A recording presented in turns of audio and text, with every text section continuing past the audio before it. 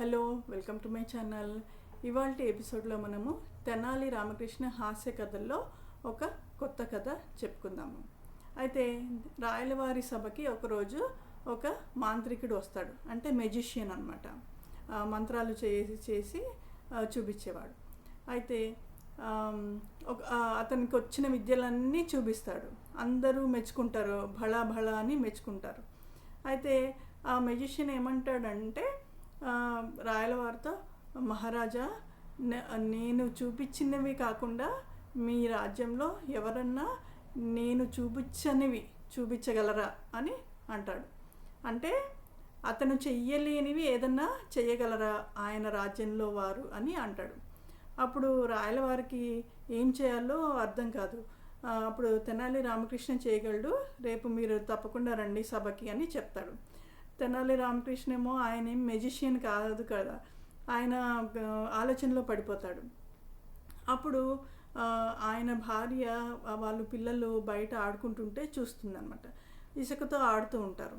అప్పుడు ఆవిడకి ఒక గొప్ప ఐడియా వస్తుంది. సో అది వెళ్ళి తెనాలి రామకృష్ణకి చెప్తే, అమ్మయ్య నాకు సొల్యూషన్ దొరికింది అని అనుకుని నెక్స్ట్ డే రాజ్యసభకి వస్తారు ఇద్దరు, తెనాలి రామకృష్ణ ఇంకా మెజిషియన్. అయితే సరే నేను రెడీ, నేను చేసింది మీరు చెయ్యగలరా అని అంటాడు. అప్పుడు తెనాలి రామకృష్ణ ఏం చేస్తాడంటే కళ్ళు మూసుకుని రెండు కళ్ళ మీద గుప్పెళ్లతో ఇసుక పోసుకుంటాడు. సో తెనాలి రామకృష్ణ చేయగలిగాడు. అది మాంత్రికుడు కళ్ళు తెరిచి చేయాలన్నమాట, అది చెయ్యలేకపోతాడు.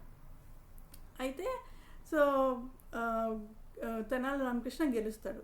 రాయలవారు మెచ్చుకుంటారన్నమాట. మెచ్చుకుని తెనాలి రామకృష్ణకి తగిన బహుమానం ఇచ్చి సత్కరిస్తారు.